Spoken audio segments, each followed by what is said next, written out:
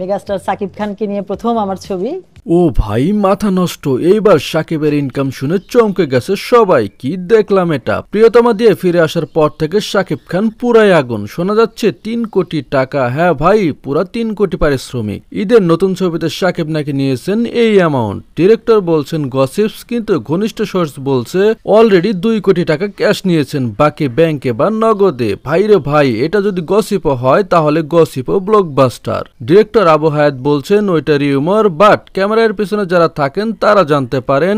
এটাই তো ইন্ডাস্ট্রির খেলা, কিছু জিনিস গোপন রাখতে চাই, এটাই স্ট্র্যাটেজি। বরবাদ মুভিতে অলরেডি অনেক টাকা ছিল, এখন এই মুভিতে তো রেকর্ডই রেকর্ড। প্রডিউসার বলছেন সাকিবকে নিয়ে কাজ করা একটা ড্রিম, কারণ উনি একটাই নাম, সাকিব খান।